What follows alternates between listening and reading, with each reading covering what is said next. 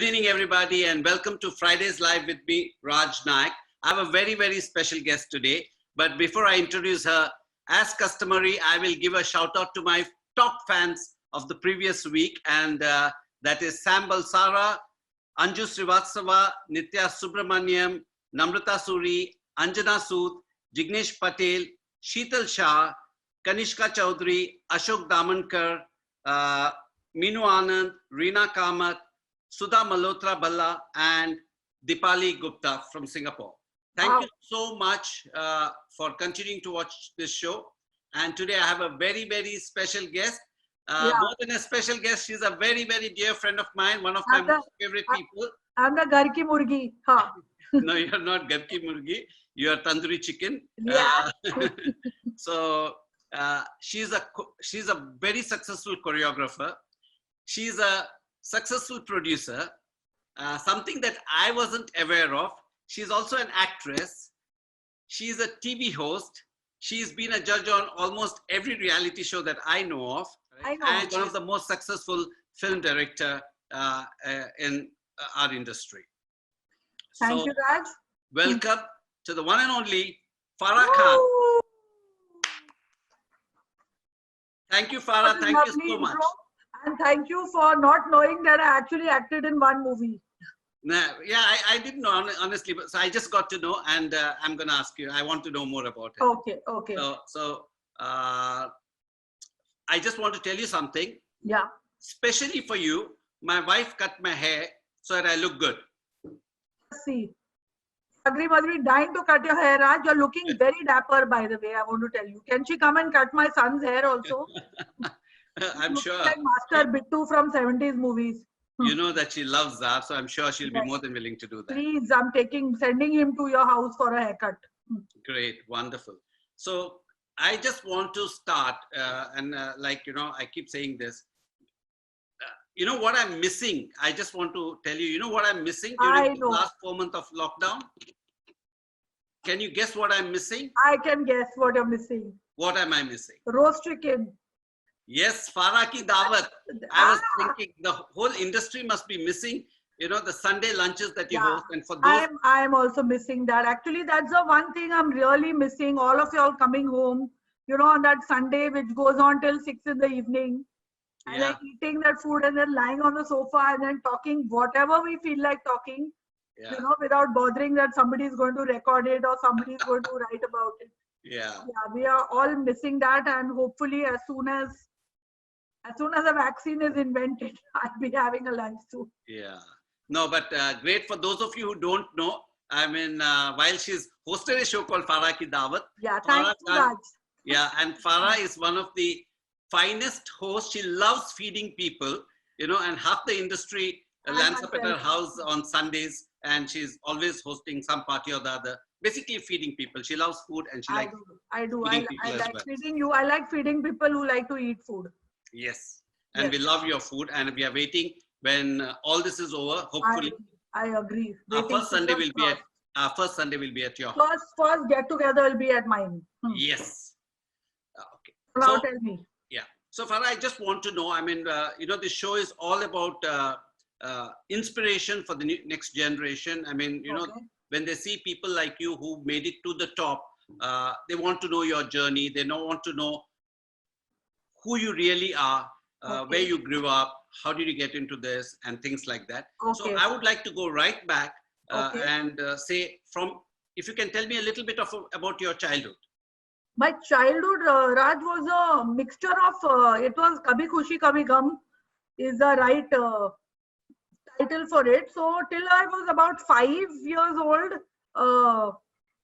my dad was very rich, and he used to make these B-grade action movies with Dara Singh and Mumtaz in those days, in the 60s, and he started from 50s, but of course I remember in 60s. Mumtaz was not big. She was also a B-grade actress that time. She was, she's one of the few who was a junior artist and then became a B-grade side actor, and then she became, of course, a top heroine. I don't think there's ever been any other example of somebody who's come from the from the extras and who has become a top actress. I think Mumtaz is the only one. So, but that time she used to do all these Dara Singh movies. He used to make all those fun movies, Robin Hood and Tarzan Comes to Bombay and things like that. You know, now clearly you know where all the inspiration for my movies come from. So they were, but I remember when I was about 5 years old, he made a film called Aisa Bhi Hota Hai, which was his first color film. He used to make black and whites before that. And he put all his money in that movie and he had high hopes for it. And that, I mean, it's very strange to say, but Friday the movie released and literally Sunday we were poor, you know, over the weekend. And from then on till I think I was 5 years old, and then till I was about 18, 19 years old, for a period of 14 years, my dad had absolutely no work. He had no work, and people stopped coming to our house. I mean, he used to host fantastic parties, you know, where biryani and paya and all the stuff, and we didn't have money to eat. It was literally hand to mouth for 14 years till he passed away when I was 18 and a half, 19. And those 14 years, I think, are what really formed what I had to, you know, whatever I am today, I look back and it's because of that. So the kind of struggles we went through, but the kind of joy that we had in simple things, even though we you know, our childhood friends, and we lived in a very normal housing society, which is very run down now. And we had the whole flow, and then slowly every 2 years, one flat would keep getting sold because we didn't have money. And soon just the 4 or 5 of us were in a small, like a 400 square foot, 1-bedroom hall kitchen. And then my mom divorced him, she left. I mean, I hate talking about this because it sounds like a saga, which it was, but we found ways to be happy. And I remember now, our only joy used to be going to a theater and watching a movie.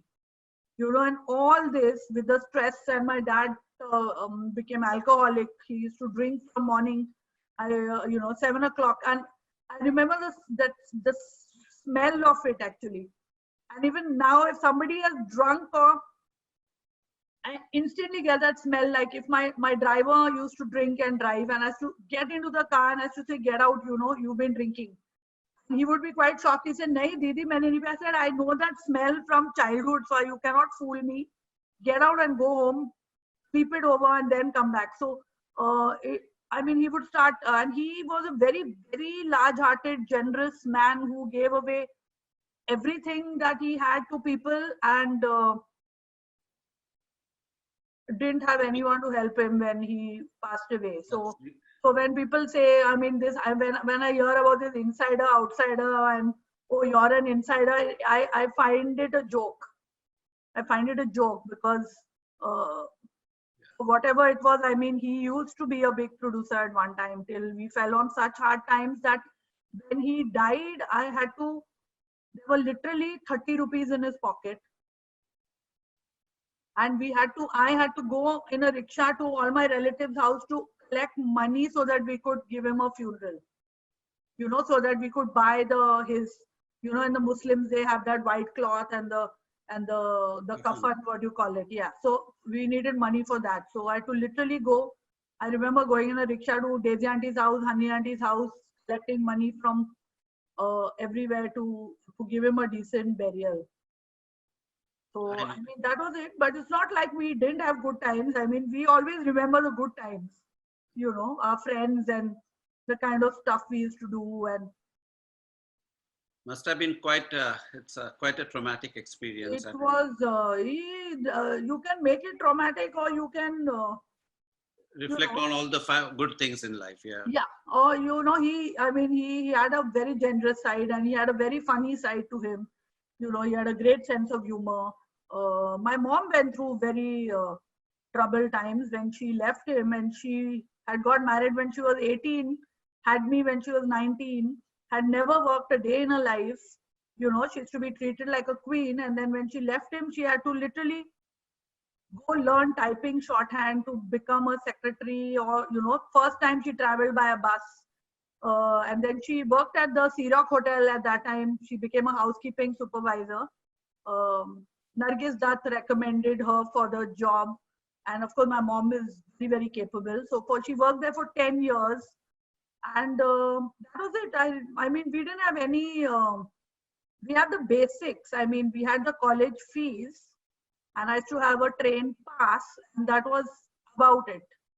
So you had to charm your friends into buying you lunch, or the hostel boys into taking me to their mess. And That shouldn't have been a problem. Hostel no. boys taking you out. You're No. quite I pretty. was one of the boys, actually. I was one of the boys. So they were very fond of me, and I was absolutely one like a tomboy.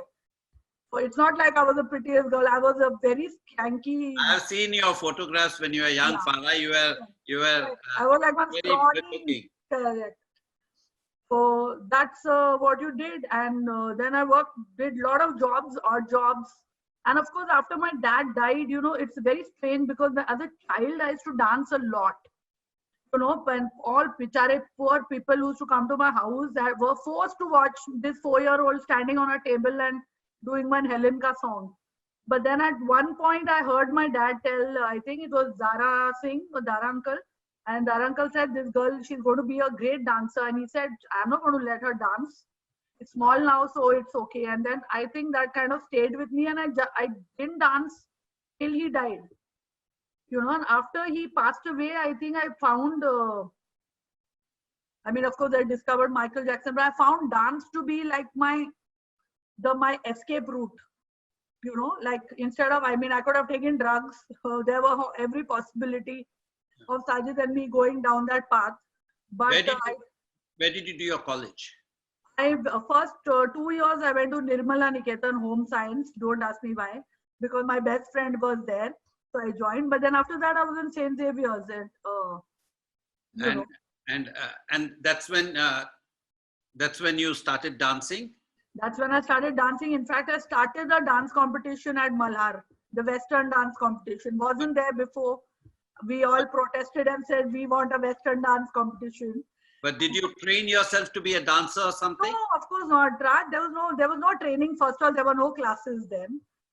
Absolutely. And even if there were, I didn't have the money to. I mean, I'm telling you, literally I had a train ka pass. No money. We used to take the train pass, walk to college from Marine Drive station or Charni Road, and do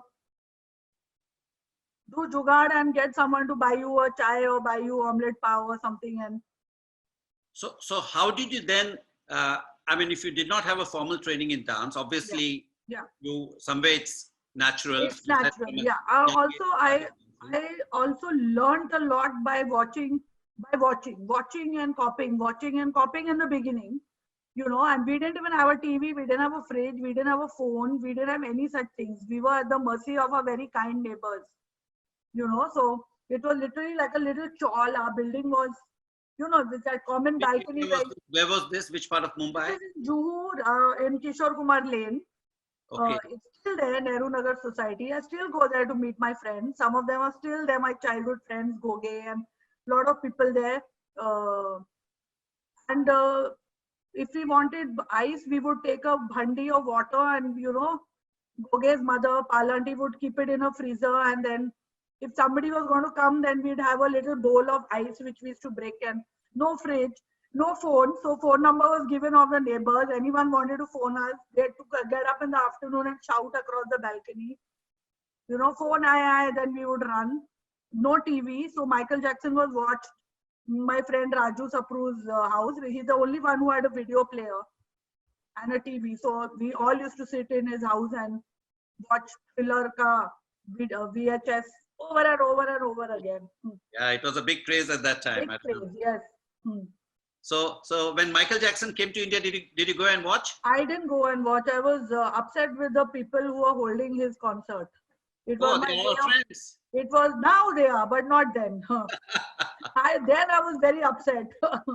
Now, of course, they've changed and they are really nice people. But it was I don't know why I thought me not going is a sign of protest. Now I myself that, but of course I met him in New York, which was even better because I got to meet him backstage. Wow. Yeah, and see one of those photos up there. There's a Michael Jackson and me photographed together.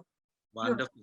So finally you got to meet him. Oh my God, I was excellent. It was surreal. I was floating in the air. I was like, I've gone to choreograph Shah Rukh for a award function in New York, and Shah Rukh was on stage, and someone said, "Listen, you want to?" The organizer said, "Michael is here. You want to meet him?"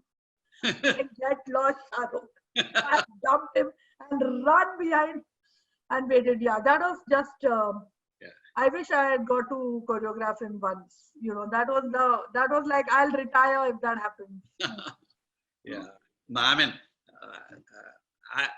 I'm a big fan of Michael Jackson myself. My God, yes. And yes. I also didn't know Sabas and Viraf and Andre those days. Yeah. Probably I would have gone and watched it. Yeah. Correct. So tell me, how did you then move to becoming a choreographer? I mean, from just dancing to choreography. When I started dancing, then what happened is we used to go for these afternoon socials. There were no night parties and we were not allowed, this afternoon socials. I remember, I mean, would you cover the windows with black paper and things like that? Well, no, there used to be like, because people were not allowed to go out in the night, or they were, only the rich could afford discos and all. So for 30-40 rupees a ticket, they used to book banquet halls of some cheapy hotel, and they used to have these afternoon social. Again, Jugadu, I used to manage to find someone who would take me in. And then I used to dance over there like I was like the talk of the colleges, like this one dances really well.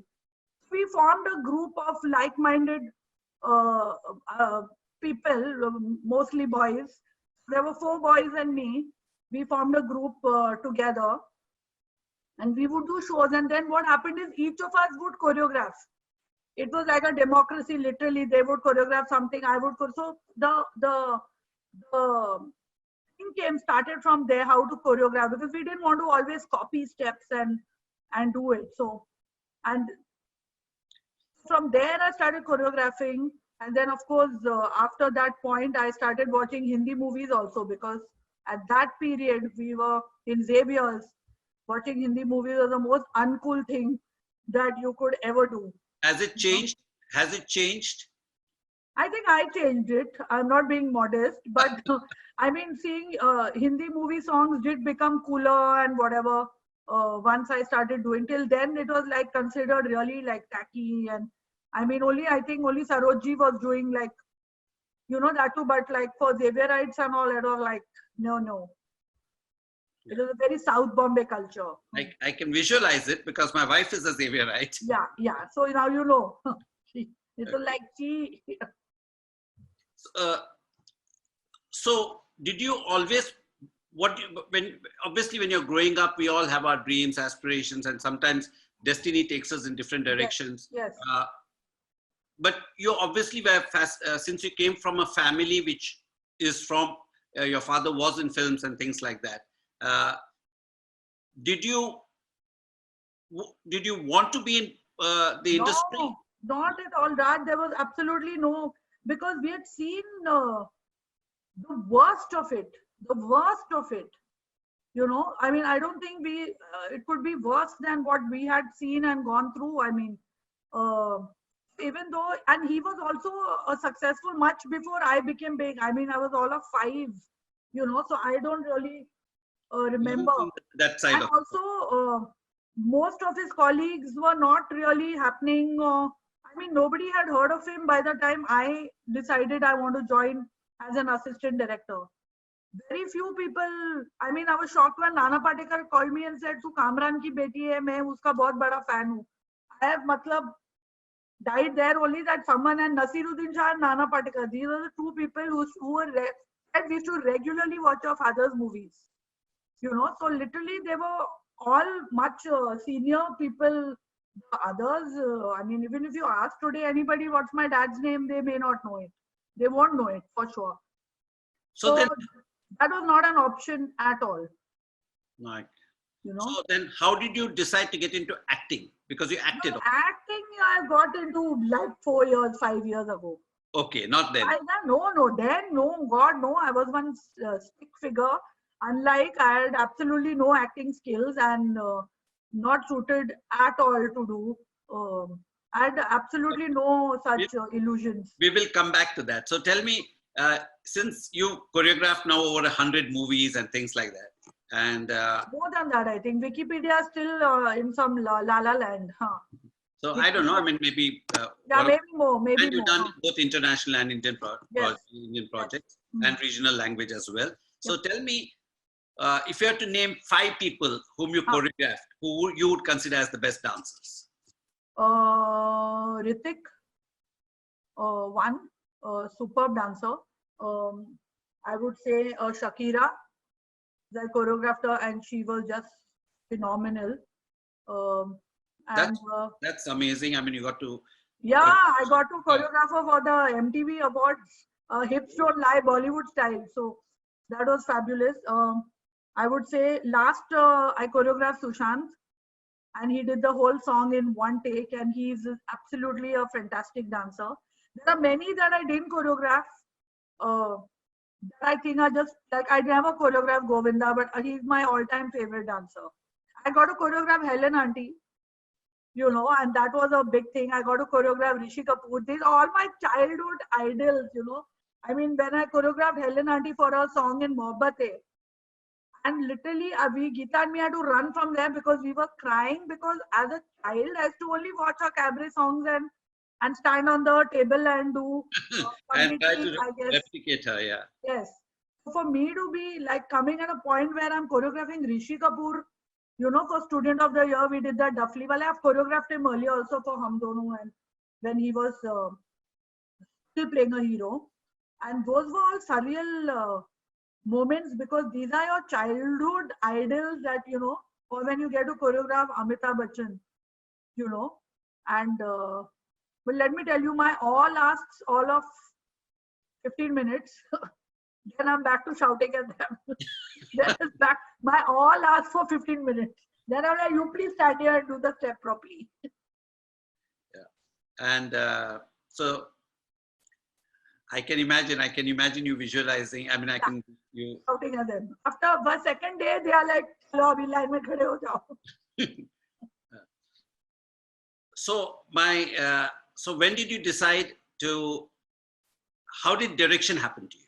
You know, it was very strange because sometimes you don't know what you want to do. Like you said, sometimes destiny. I feel my destiny definitely led me to better and bigger places than I could have thought of or imagined or dreamed or, you know, someone might, I think my dad passed away and he really looked after me. Then you know, it just led me to when I was about 22 or something, I thought I had this idiotic notion that I'm going to get married now because what do I do in life? I have nothing to do.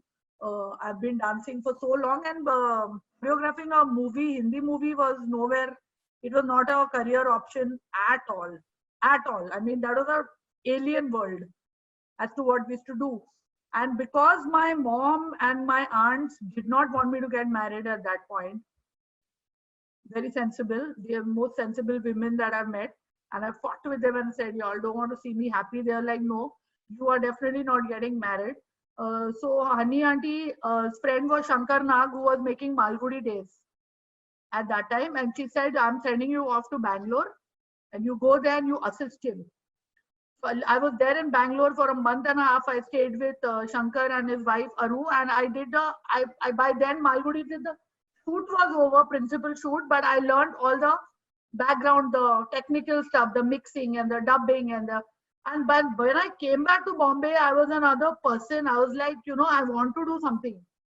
I want to do something in this field. It's very interesting and it's something I have a passion about. And then I saw a movie called Arjun. You know, I know everyone says we saw Martin Scorsese and all. Sorry, I saw Arjun by Rahul Ravel, and I was like, this was a turning point. I was like, listen, I want to make movies. So what was your first break in choreography and what was your first break in movies? So my first break in movies and choreography was the same break. No, I mean. So I got, same. I joined the director of Jo Jeeta Wohi Sikandar, Mansoor Khan. Okay. I made a path-breaking movie called Qayamat Se Qayamat Tak before that. Yeah. You know, which was unlike any Hindi movie that we had seen till then, you know, in the sense that it was the same story of Nasir Hussain, but the way he had shot it, the way people acted in it, the way people spoke, it was all very unlike the 80s movies that had. So that was your first break as assistant director. He was making a movie called Jo Jeeta Wohi Sikandar. Okay. Okay, so I was, see now, Destiny Takes You. I was in his, he had a bungalow at Pali Hill, I think where Imran Khan still lives. He had a big bungalow in Pali Hill, and his friend Joe Alvarez was a musician who was doing a show, and I was choreographing that show. So we used to practice in that bungalow at Pali Hill. Okay, and there Mansoor came one day and he saw me with my dancers and all, and he told me, listen, I'm making a film called Jo Jeeta, and I need young people in this movie. Can you get me like young? See, my dancers were unlike the film dancers and all. They were actually college kids and like people, my friends or whoever, not looking like the regular film dancers, you know, at 40 who are playing college students. So I said, listen, I'll do all this, but you make me your assistant. So I was his fourth assistant. 1,000 rupees a month was my pay. I think 2,000 is what I would spend on going by rickshaw and coming. So you spent more than what you earned. Yeah, so I was actually putting in money. That was my first break in direction because, and then what happened is 1 month into the shoot, I became the choreographer of the film because the choreographer didn't land up the shoot, you know, in Ooty. They couldn't wait for 3-4 days. By the time they came, and so he said, now you will choreograph this. And that song luckily turned out to be, I mean, you still hear it and you still see it. It's Pehla Nasha from, you know, it's a classic. It's a. Can you sing it? You want people to hear your show, no? Yeah, I mean, it's still you hear it and it's. Yeah, we can. Everybody that song. Pehla Nasha, I mean, this 28 years down, it still has fresh. So I think that, so for me, my break into films as in direction and choreography was the same film. Jo Jeeta Wohi Sikandar. Jo Jeeta Wohi Sikandar, which I want to tell you is now a cult film, but it came and it went. Yeah. It did well only in Bombay for about 2 weeks. Now it's a cult classic, you know, like everyone's favorite movie. Yeah.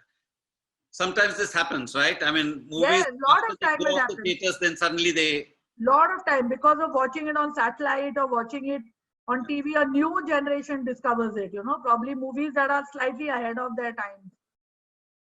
Have you ever revisited and watched some of your father's movies? Are they there? Yes, we used to actually, for when we were younger, for all our birthday parties and all, the projector, my neighbor had a projector and the projector would come and, you know, the reels of black and white movies would come. So I've watched a few of them. Not all, because they are not even available anymore, unfortunately, Raj. But I've collected all the posters of all his movies and they are up on a wall. Next time you come home, I'll take you. Yeah, that would be great. I mean, if you can manage to get somewhere. I got all his paraphernalia, posters and things like that. Old, fantastic there. So they're like Art Deco almost. No, yeah, it'll be great treasure. I mean, I was just thinking if you were able to even get some of his films, old reels or something. I think what happened is that film center had burned down and they used to have actual physical reels at that time. So, yeah. Some of them are available. Some of them are there, but.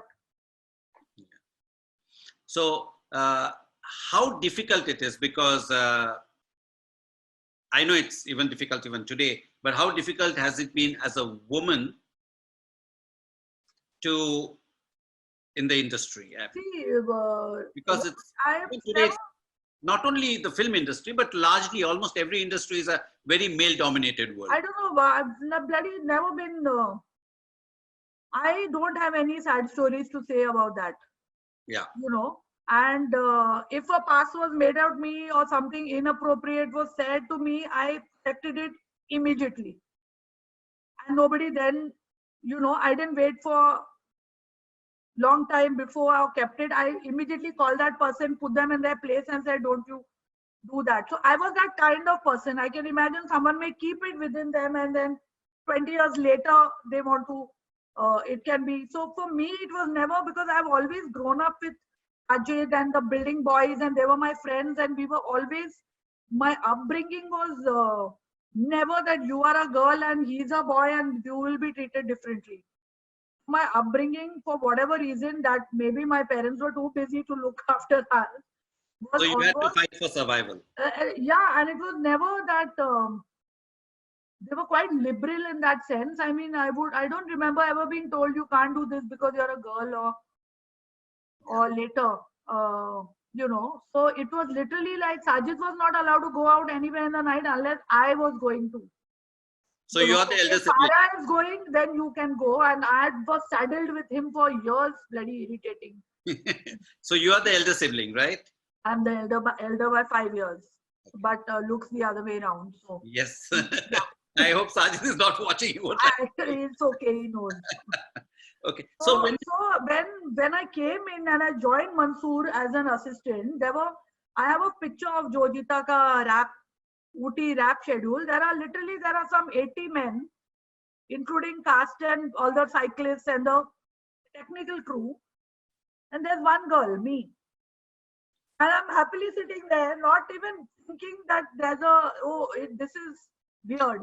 Sometimes it works to your advantage, doesn't it? When you're the only girl and there are 80 men all wanting to. No, nothing. They were treating me bad. Like one of the boys only, we had become Kala by the end of it. Kala means sunburnt and noses were peeling. In Ooty at that time, no sunblock, nothing. So it was not at all, I was made to feel inferior, or it was, you're a fourth assistant and you will be treated like that. So I think when I came also, when I started choreographing, I don't think nobody really, I've always believed, I don't know, maybe it's probably different when you want to be an actress. When you want to, people can, but when you're a technician, I think when you come on set and you know your job, it takes all of 10 minutes for the crew to know this one knows the job or this one doesn't know the job. So I've met many men directors and male choreographers who are not given as much respect as I am given. Only because when I go there and I take the mic, I'm in command and I know what is, everyone knows. If they come and ask me what the last dancer in the 100th row is doing, I will know it. I know my job, so nobody basically F's around with me. And I think it's a more, in that sense, the industry is very equal. They don't care. It's success based. It's success based, yeah. It's success based. So if I made Mehuna and it did so well, I don't think they give a damn whether I was a man, a woman, or a dog. So was that your second movie? No. Then I was an assistant director. Then I became a choreographer for 10 years before I made my first movie as a director. Which was your first movie as a director? Mehuna. Yeah. And for that time, no one told me that you're a girl and you cannot make it. No, my struggle was different. I think I had many offers to direct before Shah Rukh gave me that. I had big offers from big producers at that time, but I was very clear that I want to make my first film with Shah Rukh. And I had written it for him and I wanted him in it. It turned out that he liked it so much, he said, I will produce it. We'll not go somewhere else. I will produce it for you. Even then, he made me wait 3 years. That was very angst-filled 3 years because he was doing this one movie and that one movie, and I was choreographing him at all times. At that time, I used to see some director or producer go into his van and my heart would sing and said, there go my dates now. I'll be pushed back for another 1 year. But once we made it, he didn't tell me that you're a girl and you can't do action and you can't do these big blast fights and this full-on macho movie, Nobody questioned that. So in that sense, I never played the woman card and I really didn't need to play it also. I never had to say, oh, but I'm you just go there and you are in competition with so many people that you just have to work that much harder. And then after that, which was After that, I got married. And after 2-3 years, I made Om Shanti Om, which was at So, that time then became the so, biggest hit of all time. so tell me a little about your marriage. Tell me, where did you meet Suresh? How did that happen? Suresh was the editor of Meuna and the most annoying person that I had ever met. So this was romance on the set, is It it? was not romance on the set. I couldn't bear him. I used to find him very irritating because everybody should be scared of me, right? And there was this one person who used to not be scared and would tell me the truth and would tell me, oh, you screwed up this scene. You didn't shoot this nicely. And I used to look at him, how dare he? But then I used to go back and think, yeah, maybe he said the right thing. It was only after the shoot and everything was over and done and the final, when we were sitting in final edit, is, that I let myself relax. Okay, now my movie is over. That's when he found my weak point and He I think proposed to you. he cut my movie so brilliantly that, that was his way of wooing me. He just edited I mean, it's sad that he didn't win any editing awards for Mehuna. It's brilliantly cut. Yeah.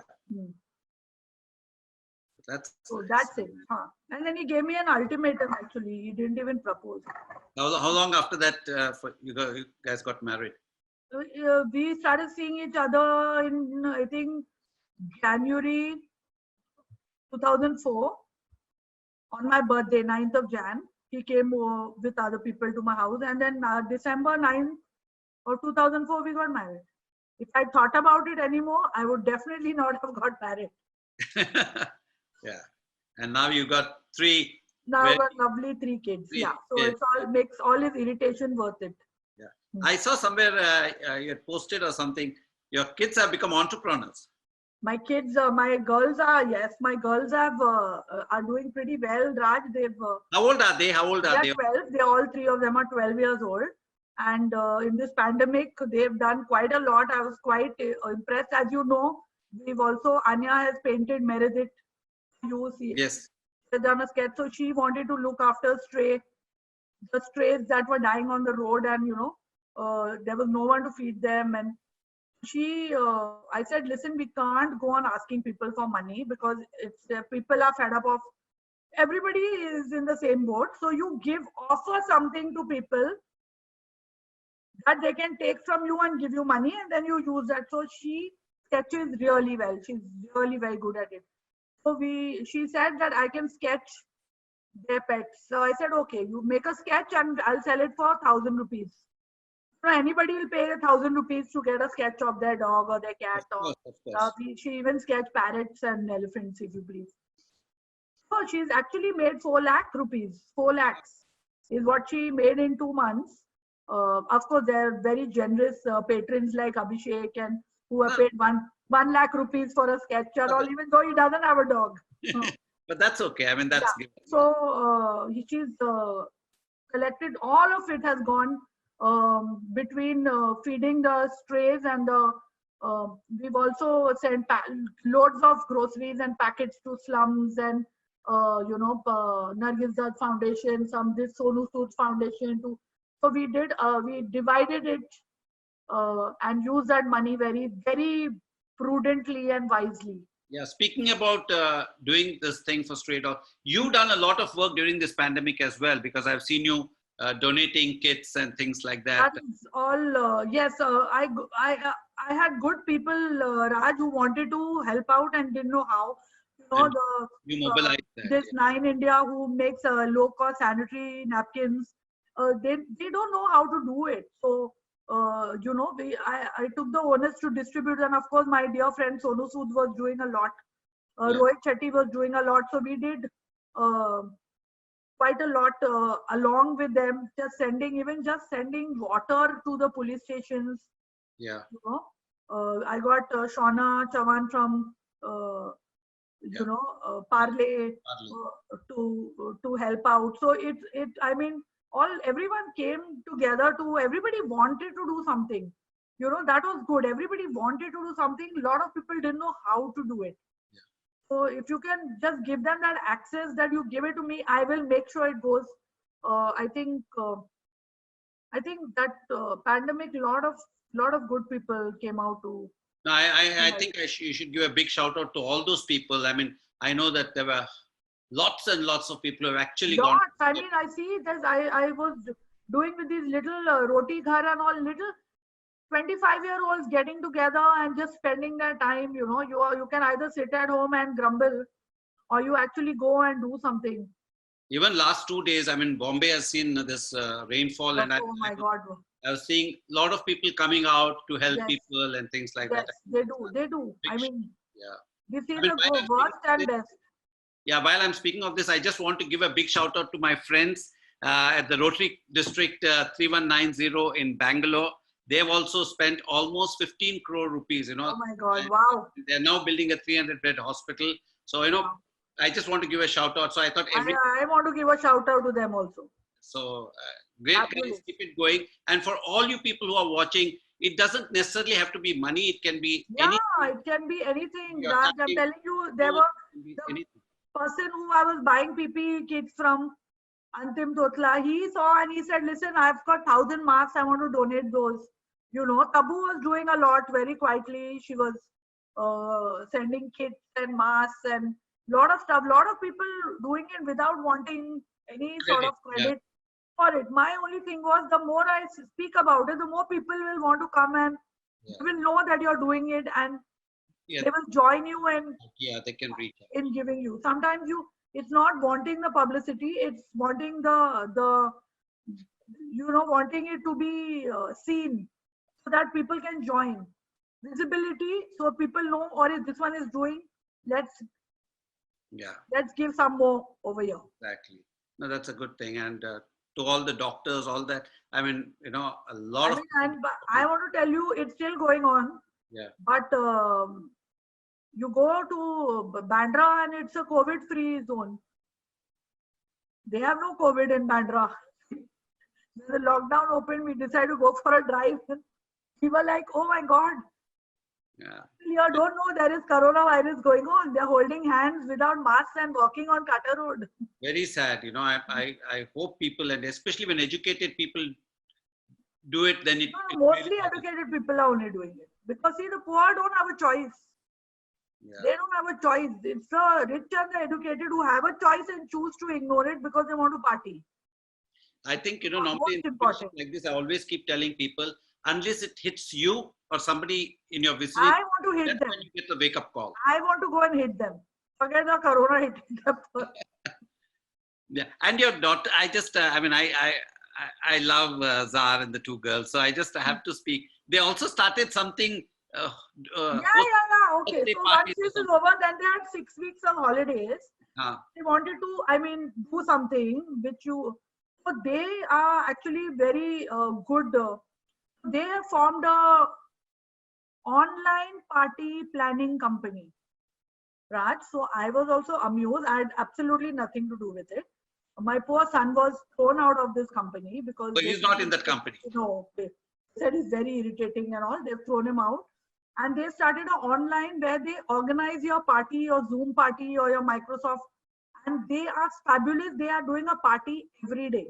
From a baby shower to a children's party to a 30-year-old's party to every day I'm going and they have organized. They make your Zoom ID, they make your personalized password, your invites, your games, they make you play games, they do quizzes, and they made quite a lot of money. So I retire because your children are going to earn not that much money that I can retire, but I think I know they'll do just something. Just imagine, Farah, at 12 they are becoming entrepreneurs, so you can imagine. Yes, so Anya's keeping all that money because she now wants a small dog. But I thought you got a dog. We have 2 dogs. They are at the farm in Pauna. Okay. They are at Vishal Dadlani's farm, and then because they became too big. Okay. They're strays. We adopted 2 strays. Okay. So they are happily at a farm, but now because of the lockdown, we couldn't go to. Yeah. So now she wants a dog for the house also. So tell me, has any of the children shown any inclination in films or in They don't even watch Hindi movies. They don't watch. They don't. I don't know what children. But I saw they made a short film or something like that. Zara has made a video. Huh. They've shot it, but as of now, they don't have any inclination, but they, Zahar is an expert on, like he will discuss Martin Scorsese with me and he knows all the directors of names of which is very good because normally children only know the star of the movie. Yeah. So he knows the directors and who wrote it and who, all that he knows. But Does that come from his father? I mean, or he spends. It comes from both of us, I think, and also he has interest in watching movies and he'll do quizzes on it and stuff like that. But Hindi movies, for the love of money, oh God, I cannot make them watch it. I can't. It's and they are. I mean, I'm hoping it changes because after a point at 12, 13, it's. But. Are you teaching them dance? No. No. They do ballet. Oh, they do ballet. They're doing ballet. They'll be too embarrassed if mother and father have to teach them something. My God, they'll be mortified. If I dance at their birthday party, they're like, Mama, we are embarrassed. So Farah, tell me, what's your normal day like? Because you're very involved. One thing I know, and I know you personally, so I know that you're very involved with the kids in their school, with their parents. Not really, Raj. I'm involved with them, but I'm not a helicopter mother. Like I've seen parents who are really involved. And Sagri will know lots of them because she was my son's first teacher in the school. So, a lot of parents, normal day in the pandemic or otherwise? Normal days. Normal days, if I'm not working, I'm involved with them in the sense that they are my friends. I do not take up their studies. They have to do it on their own. I think for me, the best thing that I can do for the kids is teach them how to do things on their own because I'm not going to be there forever.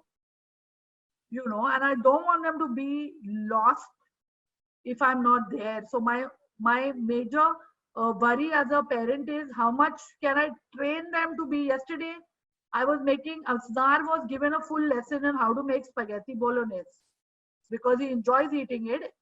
Twice I made it. Now I said, now you come and learn how to make it. If I'm not there, you should know how to make this. Now tomorrow he has to learn to make 3 different types of andas. Omelette, scrambled, fried. He has to know. It's not only the girls. Yeah, obviously. So for us, I think, as as parents, for me, my main worry is how much to give them and how much to hold back. I don't want to give them everything and have them spoiled and not do anything.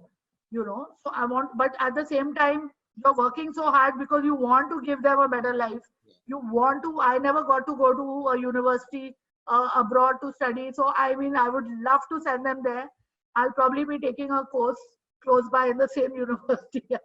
Yeah, sometimes, I can tell that for myself, you live your dreams to your children. Yeah. No, wouldn't anybody want to do that for their kids? But for me, it's important that I do not take their homework. I find it ridiculous. They are 12 years old. They better learn to do everything on their own. I don't take up their studies. And let me tell you, since I've left them, Raj, they have become so conscientious. If I go and what are you doing at 11 in the night? My daughters are making their, their projects and whatever. I don't have to. I tell them, go to sleep now. Don't overdo it. I'm the opposite of the helicopter mother. So I think if you instill those values in your children that they do it even when you're not supervising them, I think then I can die in peace. I can relate to that because we did the same with our kids. And I'll tell you one small incident here. My elder daughter, Samira, the only time she had to apply for these colleges. And she, on the same very table that I'm conducting this chat now, she said, Dad, why don't you come and sit with me? So I sat with her and she was, university she had to apply to. So I was like saying, Father, this university and this university. And she's like, Dad, I don't want your opinion. I want you to sit here just so that you feel that you're involved. And the only thing I did was give my bank statement and courier it for her.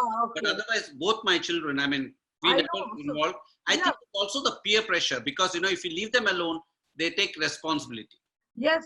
No, I think they like as of now, they like my opinion because they are 12 years old.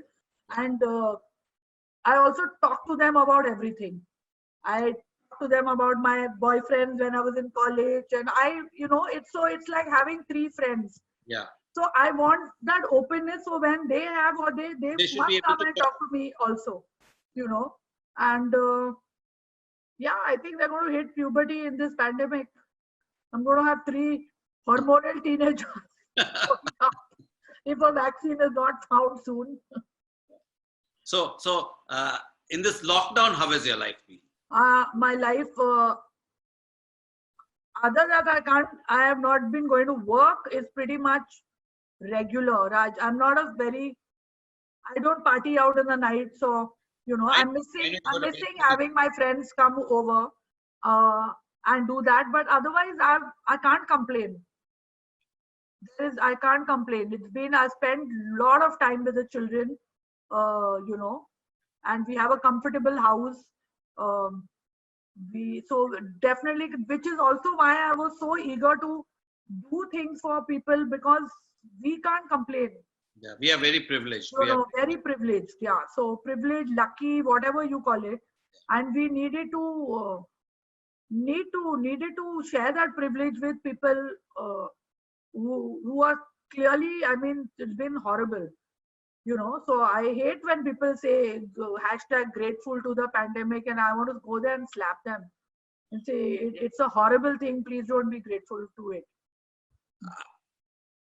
Moving little bit, because you've been one of the most successful TV hosts and also Yeah, see, reality television shows. You've done almost then only every show that I know of, right? Only Khatron Ke Khiladi was left. I did that also And last year. also you did.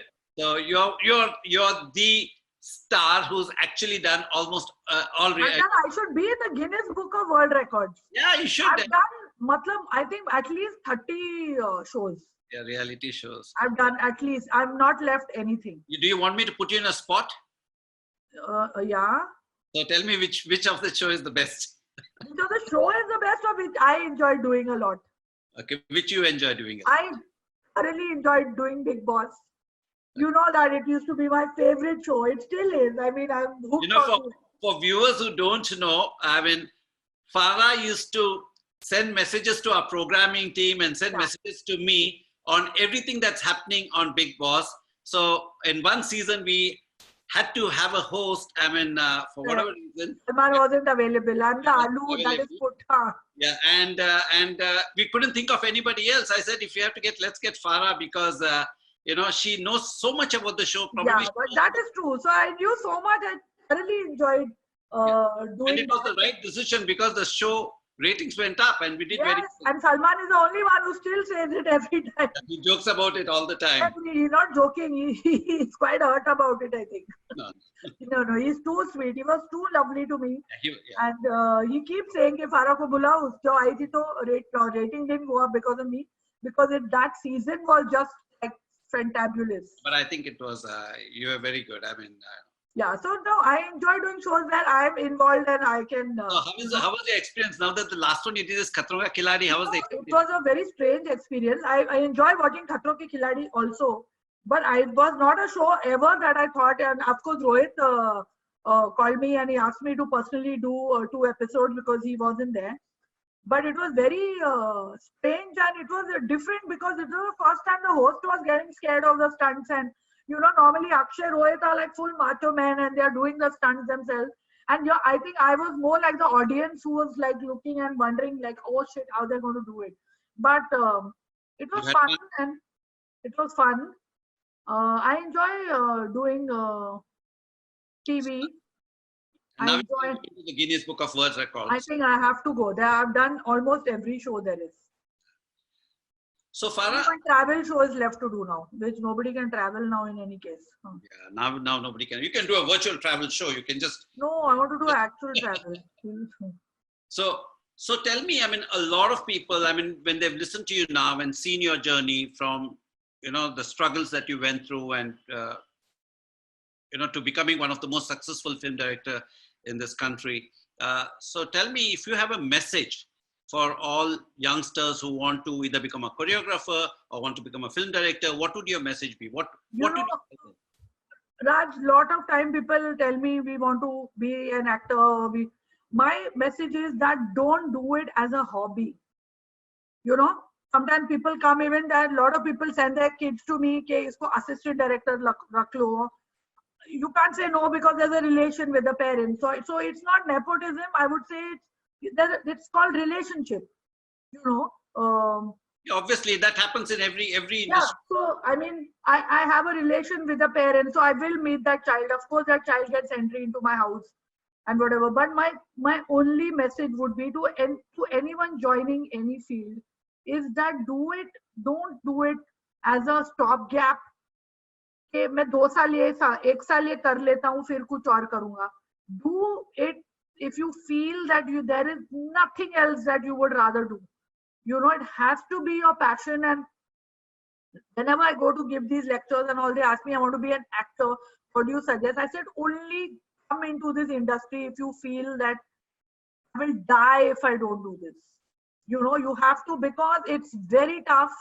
It's brutal. It is disheartening at times. It is depressing. See, when we all came, we didn't have the extra onus of social media and every person with a phone judging your choices and judging you on everything. We didn't have that. At least we were lucky. But now, so you come in only if you feel that there is matlab, my life is nothing if I don't do this.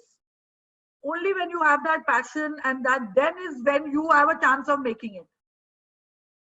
You know, that is what I feel. And don't have sour grapes. Yeah. I mean, I see so many people are like, okay, sour grapes, like, okay, you didn't make it, now don't blame the entire Bollywood for you not making it. You know, there are various other reasons. Sometimes it's just a case of bad luck. Yeah, I mean, luck. Sometimes luck you're just not in the right place at the right time. You know. So Farah, tell me one. This is something I ask all my guests, and Okay. you know, so you're always bubbly and chirpy. At least I've seen you in your Cooper. Ask my husband. So tell me, what is your secret? What is it that makes you so positive as a person? I've gone through so much shit that my life is, you know, I just feel that you're grateful for all the things that have happened. I'm grateful. I think that is my secret. I'm grateful. I'm a grateful person. I wake up, sometimes I come home in the night and you know, the house is in darkness.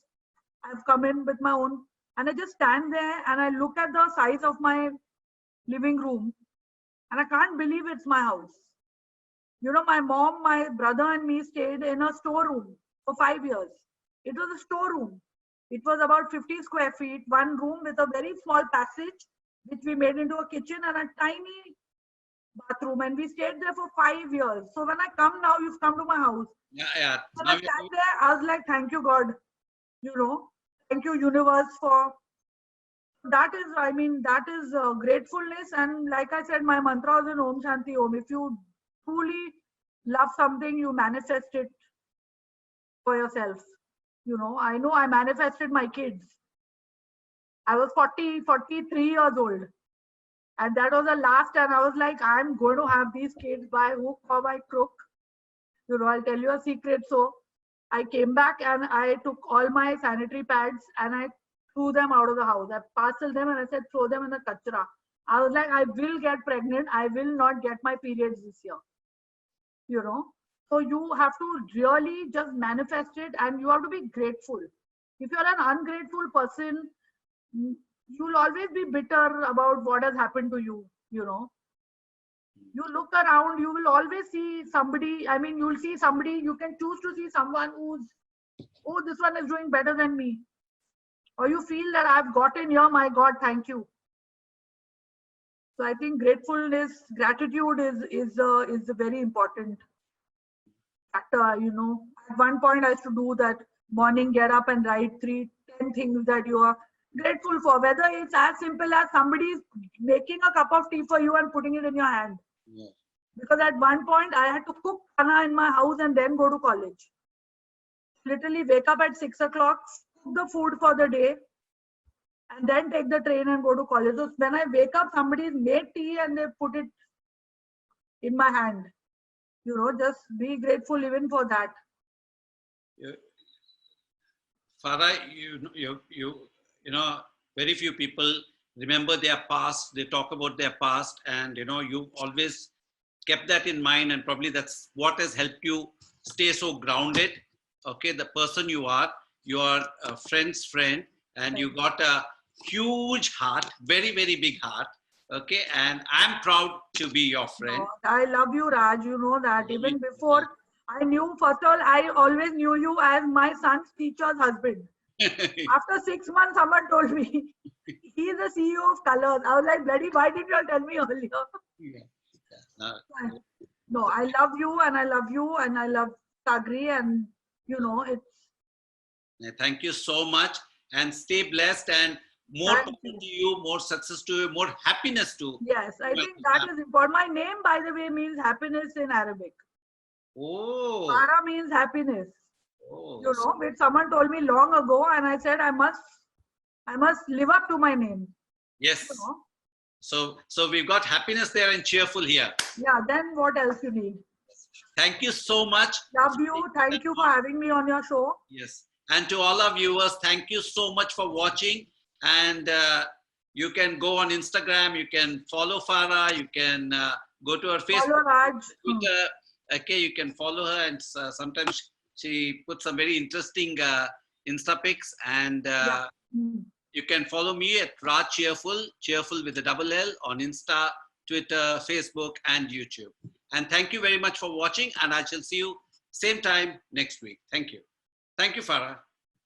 Bye, Raj. Now I have to call my person, my daughter, to help me with this. Yes, your tech specialist. My tech specialist. No, she's taught me how to do this. Okay, bye.